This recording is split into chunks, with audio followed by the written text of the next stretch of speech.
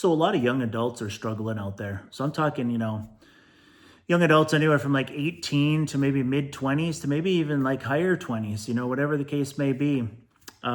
Just some things to consider. I'm in my 40s now, and I've had some time to kind of reflect on my life and my 20s and 30s and things like that.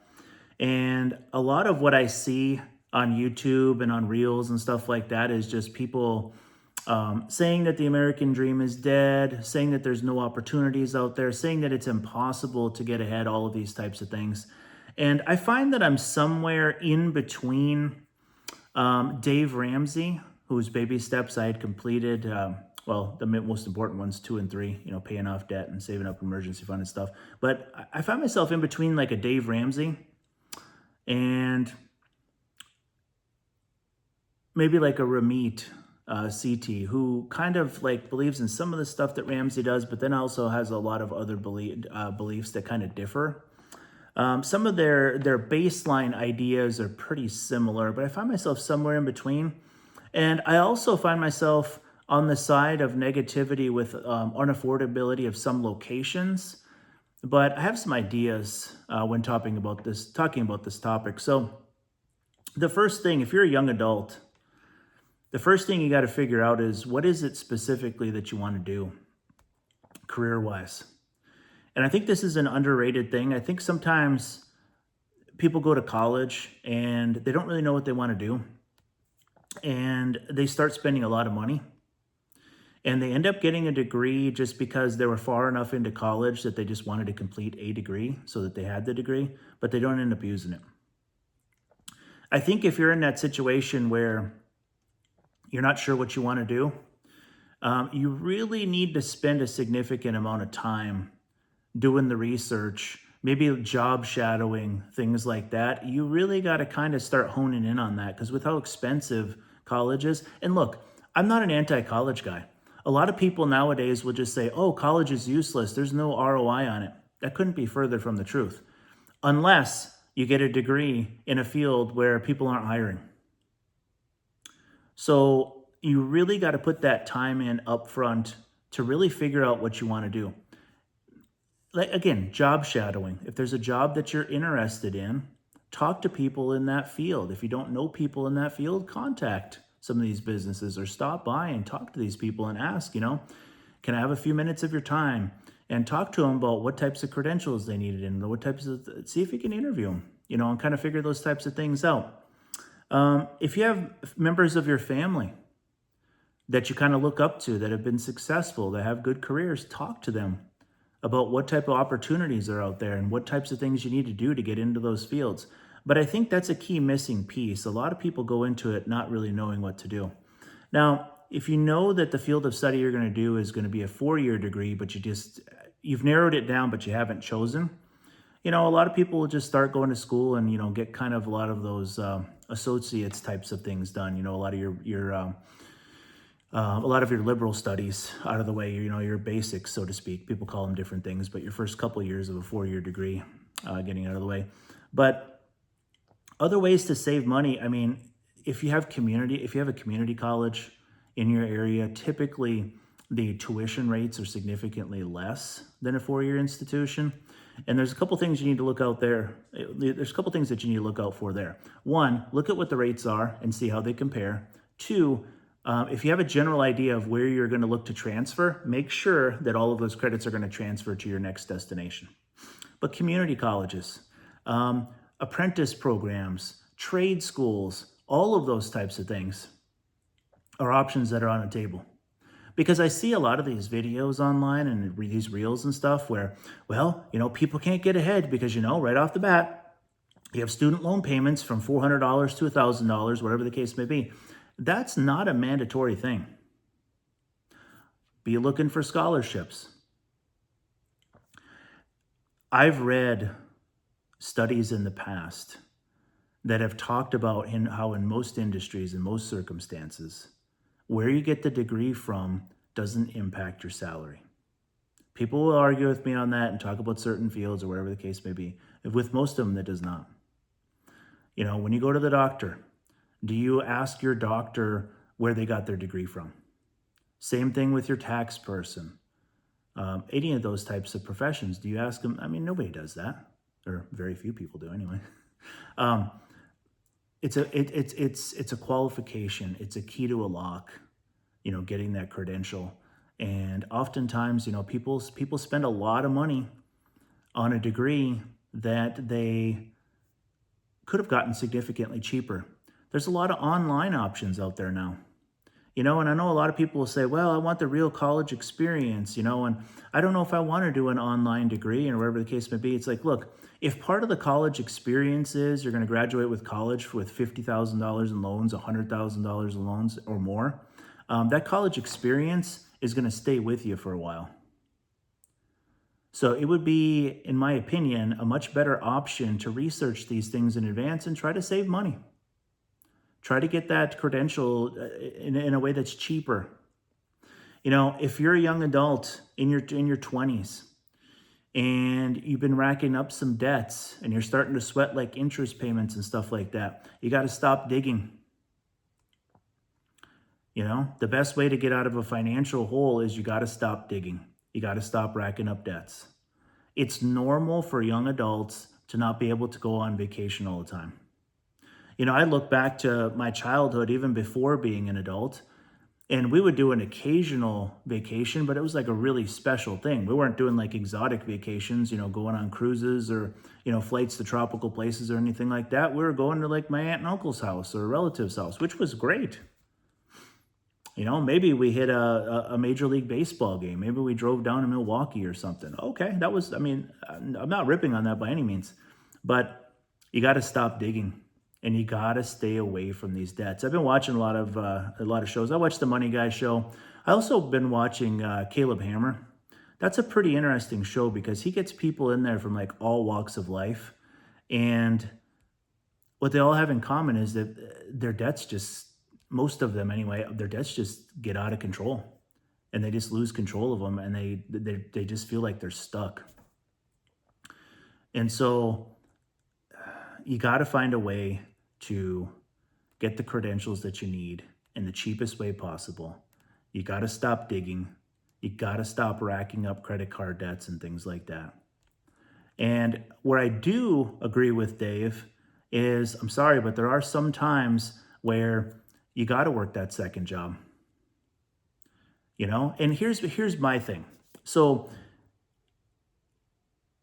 if you're working a couple of jobs and you just can't get it, if the cost of living where you live is just too expensive, no matter what you're doing, I'm also of the belief that, you go where the jobs are.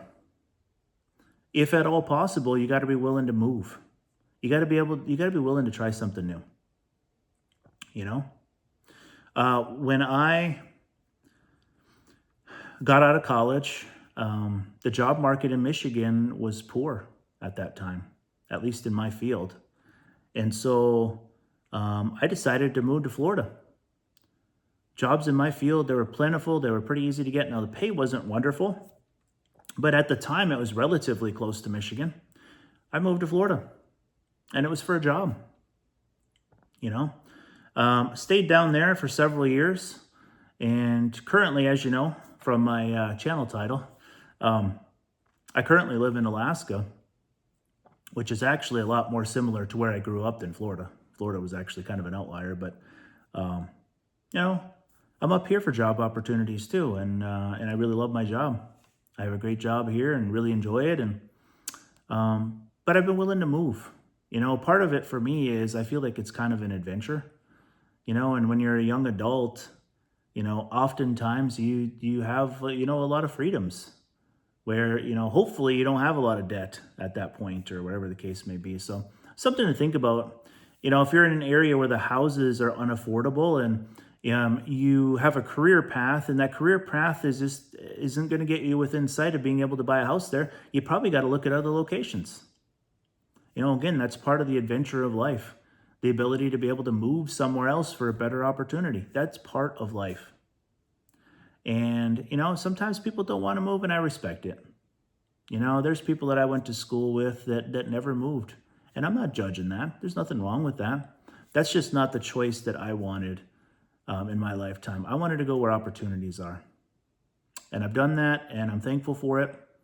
I'm also thankful for Dave Ramsey.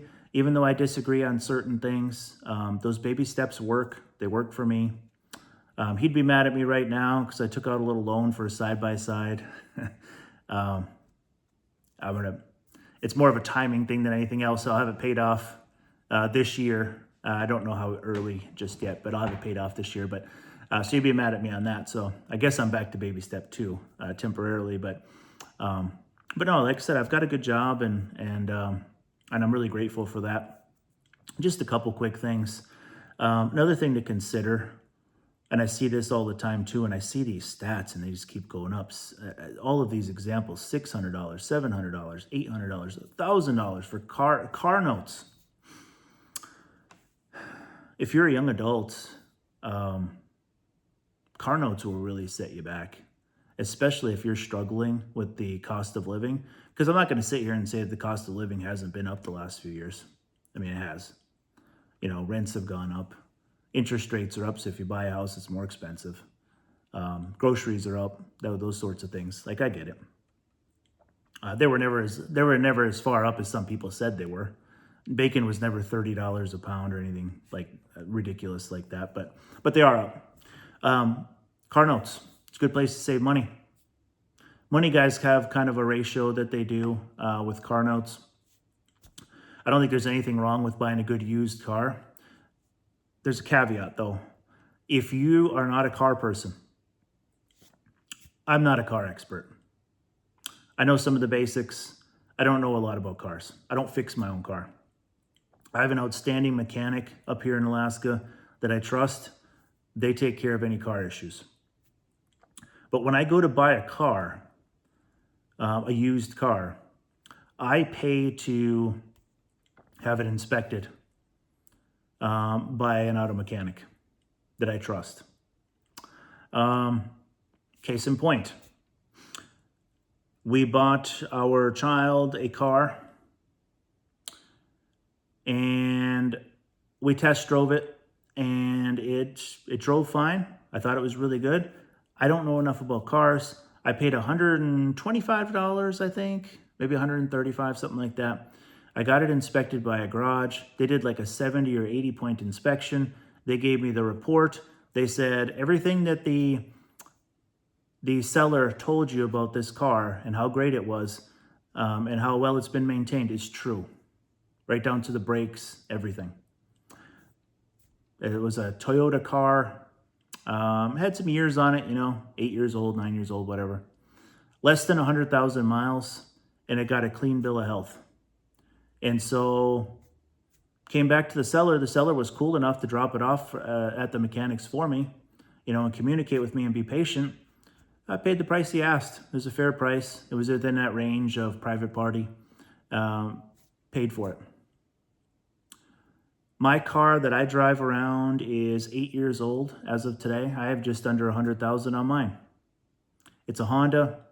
My goal is to get about 200,000 miles out of it. I just like the car. I'm really not a car guy. I just want something that's going to be reliable, and I want all-wheel drive. I live in Alaska. It gets icy, it gets snowy. Although right now we have almost no snow. It's been pretty amazing. This winter's been incredible. But I want to be able to, when it does get snowy and icy, I got to be able to get around. So I have a Honda SUV, and it's been a great car. And so I'm planning on hanging on to that. I haven't had a car payment now in years. I'm going on 4 years of no car payments. And I don't plan on taking out another car payment again. So if you're a young adult, in your 20s, I would avoid car notes as much as possible. If you're really starting from scratch, and you need to take out a small car loan, get that thing paid off as quick as you can. If you're buying a used car, get it inspected. I would not buy a new car if I was in my 20s. Take it for what it's worth. But I've gone through my 20s and 30s now.